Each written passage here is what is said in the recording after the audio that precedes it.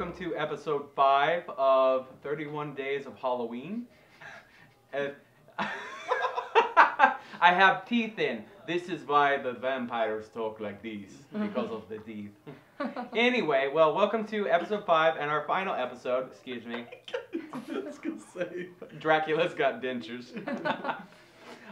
So yeah, this is our final episode and also our Halloween episode. If you can't hear in the next room, few rooms, we got a party raging on, so we came here to talk to you about this last week. We chose our favorite films, our favorite horror films, and covered those. And yeah, Anthony, do you want to take your head off?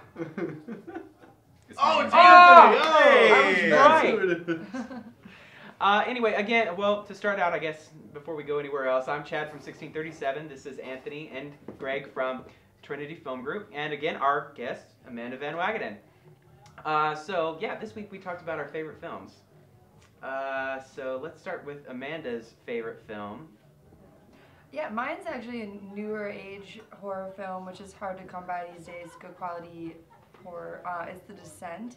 And it's actually about a group of girls who go spelunking in an unmarked cave, and they think it's going to be this fun adventure that they're going to do together, and actually they discover these bat people living underground. And it sounds cheesy and unrealistic, but it's still, I could watch it 100 times over and still jump and get spooked by the storyline and the thrills and the theatrics, so I really like The Descent. The scariest part was that where the girl gets stuck in the rocks. Yeah, oh my god. Yeah. I have an issue with claustrophobia. Yeah. And so watching that, I'm like, like imagine your whole world is just this tiny little hole in these rocks, and your friend's like, you can do it. You're like, no, I can't. Like, oh, it's terrifying. Like dying in the middle of. What year did that movie come out? It was like 2006. I'm sorry. Yeah. Yeah, it's pretty recent. I think I've seen it most of the time. It's like it'll come on TV and I'm working and it'll be in the background. And I'm like, yeah, because I need like scary films in the background so I can work. You were a sick individual. I know. So let's go to our next one, Anthony. My favorite horror film terrifies me to this day, and it's Poltergeist. Yeah. It is the first horror film I ever saw, and I was way too young to see Poltergeist. But just pound for pound, a great horror film written by the great Steven Spielberg. It's something I don't watch often enough because there's just so many moments that I start to relive for me being a kid watching this film. Just I can't even go into it now, but Carol Ann. pretty much just. I would say that film really. There are some very, and it's not like just like jump out, but just like chilly. Like, Yeah, it's like you get a chill. It's because super so psychological, Yeah. and I mean that's the reason that a lot of horror films don't get accolades from the Academy Awards and everything. But for Poltergeist to be nominated for Oscars and other awards in 1982 kind of shows the prestige of that film. So. I think the scariest part about that is so much creepy poltergeist stuff was happening behind the scenes during the film. Exactly, yeah. Like the I mean, for the poor little girl. I mean, what's her name? The actress. She died at like 12. Yeah. After like the second or third. Yeah, and the lead actress, she said that she would go home and her paintings were always turned different directions, so she would turn them back as she went home, and every time she returned from the set, they're turned back again. Like just too much stuff. Actually, like haunted. Yeah.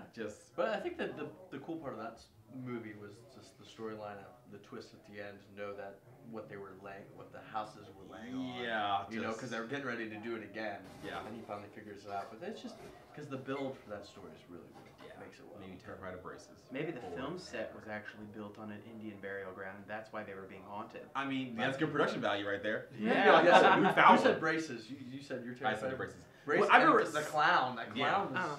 Yeah. Oh, that little one, and its arms got real long and kept. The little boy like throws the jacket over it. Oh and yeah. it falls off.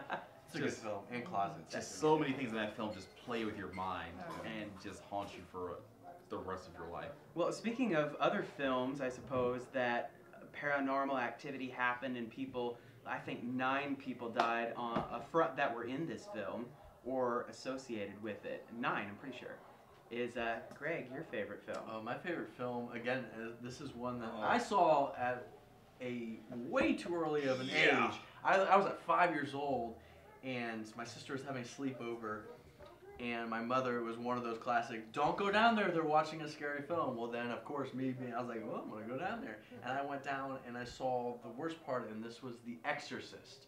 And I'm going to take this off because I'm sort of, it's hard to see. But I saw The Exorcist, and it was right when the girl she's been possessed, and the priest comes, and he rings the doorbell, and she just knows, and she's just laying there, and they just got that straight-on shot. And her eyes, and her face is already, it's just, that to this day still, when I close my eyes, on the back of my eyelids, I can see that face. Yeah. And so maybe that's why I'm so twisted and love scary films, but this film, it's just the storyline, the way it builds, just what's going on with the mother and the daughter in the house. It just, this story to this day, no matter when it's on, and me just talking about it right now, I actually just got chills, because I'm thinking about it. It's one of the few films that gives me chills, and it still scares me. There's not much that scares me. This one still, even though I've seen it, still scares me. It holds up so well compared to like every horror film ever made, and every horror film that'll ever be made. I think a lot of that has to do with people's, people, even if they don't admit it somewhat, they're religious. They believe in God, and they believe in Satan and demons, and so that, I mean, that's, to me, like growing up in a home that we went to church, we learned about this stuff. That terrifies the crap out of me. Oh, yeah. And to this day, I won't watch that film. I saw it once and I was scared to death. I'm like, no. I actually think it's still, I can't remember, so don't quote me on this fact, but I think it's still one of the only ones to ever win an Oscar for a scary film. I'm not sure if it was Best Picture or Screenplay or something, but I feel like it won. God, I should have done the preparation before talking about it, but it's still, I think you are correct. It's still so hard in that genre to win an accolade for what's crazy about horror films is that anyone who's an aspiring filmmaker or screenwriter, one of the easiest genres to break in through is horror films. But you're never going to necessarily win any kind of award or even make that much money. Isn't that the genre that makes the most money? I would imagine. You usually spend the least and make the most. It makes the most. Oh yeah. Because you can make so many great low-budget horror films that people are going to just watch. It just, well, tickles their fancy. Again, low-budget horror movies. This helps us segue into my favorite film, and this film is actually we're skipping a day ahead. We're going to Friday because today is Halloween, and my favorite is the original John Carpenter's Halloween, starring Jamie Lee Curtis. Oh man, classic. Foxy lady. Yeah, she's very, very. People were swooning over her back in the day when that was going on. Just unbelievable. And it was such a low budget picture. Yeah. It didn't cost very much money to make at all. And and her mother is Janet Leigh. She was the woman who died, the main actress in Psycho who died, stabbed to death. And her father is Tony Curtis. I mean, two great movie stars, and then their daughter's doing this low budget horror film, but it really paved the way for what we do today, slasher films. There was never a film before that they had like a stalking the babysitter, that had a backstory, and he's just kind of there, and he walks so slow, and it's so creepy. Oh yeah. I mean, terrifying. Little Michael Myers. But it's good. What I loved about her character, it wasn't just one of those how all the stereotypical scary films have now, where the girl runs upstairs. Like, even though she did some of these, was fighting back, and she had a reason for it. It wasn't like she was just running up, like there's the front door and there's the stairs, and she's like, I'm gonna run upstairs. Yeah. Like there was a purpose behind Yeah, her. she had the kids. She was protecting the children. So So I think they did a really good job with that film, because the storyline is really good. Oh, yeah, totally. It's very good. Michael Myers still to this day, I think, with people. Oh, it's the just mask. so he's like, it doesn't matter how fast you run, you can never get away from it. Well, and the music is so classic. Like, even my Oh, parents, yeah. who were born in like 2000, still know the Yeah. the Halloween theme. They still know it. And it's so creepy. Like, that gives me chills. But just the theme, even if you hear it. Like, if you ever go to a haunted house and they're playing that Probably song. playing the Halloween theme. Oh, God. Since there are four of us and we had four films, we needed to fill one more day. I know there are lots of great horror films out there that we didn't cover, but we kind of wanted to cover, more that weren't everywhere on TV during Halloween every year. So, and this one's one as well that we all love. And actually, Amanda suggested it, and we all said instantly, yes! So, Amanda, why don't you take it away? What is it? One of my classic, me and my best friend always watch this, refer to it, Gremlins. Was it in the 80s, right? Yeah, late 80s. 84, I think it's actually. Maybe it wasn't late 80s, huh? It was. I am a liar. I was either apologize. just born or 1 year old when it came out. So It's Oh, really? Wow. And I mean the cast, it's a pretty. I good guess I cast. forget because of like to build the Gremlins in the early '80s was not an easy feat. Well, it's one of those. I think the funny part about it is it classifies as a horror film just because of there are a few scares and what it's going for. Oh. But it's also taking place during Christmas. Yeah. So it's also a Christmas movie. But like, Yeah. you know, you look at like the Mogwais, which you know Gizmo is so cute. Oh, yeah. But, like it turns into these Gremlins, which Yeah. can be scary, but they're also very comical. Yeah. Oh, yeah. So like it's they go through those scary moments where like there's a scare, but then there's a laugh behind Yeah. it. Yeah. But the anticipation of like once like they start popping up of Gizmo and get ready to hatch, so you're kind of like, oh, hold on. That's when it starts to get a little scary. Mm-hmm. I feel like the movie spoke to obese people to not eat after a certain hour. Otherwise, I don't know, something. But when bad I happened. never understood for this film is it's always midnight after like so when can you start to feed them after midnight? So you can't feed them after midnight. So is it start at like 6 a.m.? I'm guessing like 7 daytime a.m.? breakfast. Yeah, I guess like once the sun rises, it's like. Mhm. Yeah. But they can't be in sunlight. So it's like the rules. But I was always confused by the rules.